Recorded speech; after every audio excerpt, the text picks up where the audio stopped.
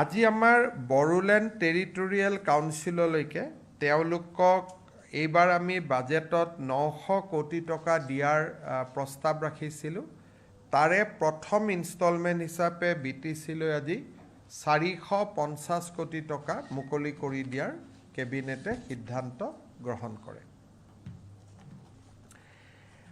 আমাৰ বাজেটত chief ministers foreign language initiative for global human talent অৰ্থাৎ বিদেশী ভাষা শিকোৱাৰ বাবে আমি এটা স্কিম এনাউন্স কৰিছিলোঁ।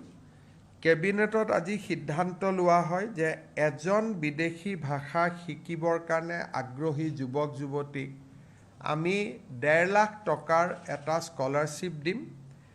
প্ৰথম 3 মাহৰ ট্ৰেইনিং শেষ হোৱাৰ লগে লগে তেওঁলোকে 30,000 টকা পাব।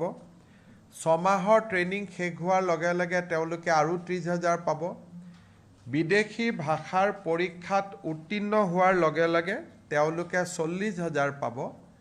আৰু বিদেশত চাকৰি কৰিবৰ কাৰণে যেতিয়া তেওঁলোকে ভিছা আদি পাব আৰু 50,000 টকা ৰাজ্য চৰকাৰৰ পৰা লাভ কৰিব।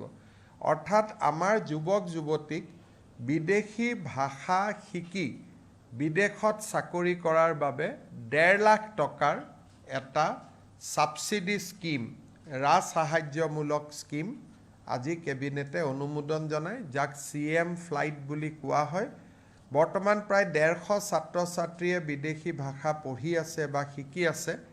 ছেপ্টেম্বৰৰ পৰাই এই আঁচনিখন আমি লঞ্চ কৰিম আৰু আমাৰ টাৰ্গেট হ'ব যে এই বছৰ আমি যিমান পাৰোঁ আৰু বেছি যুৱক যুৱতীক বিদেশী ভাষা শিকাৰ কাৰণে আগ্ৰহী কৰি তোলাৰ বাবে আমি আৰু বেছি চেষ্টা কৰিম। আৰু যিহেতু এতিয়া চৰকাৰে 1.5 লাখ টকাকৈ দিব, গতিকে দেউতাক মাকৰো বোজা বহুত কমিব আৰু মই ভাবোঁ আমাৰ বহুত ছাত্ৰ ছাত্ৰী বিদেশী ভাষা শিকাৰ বাবে আগ্ৰহী হ'ব।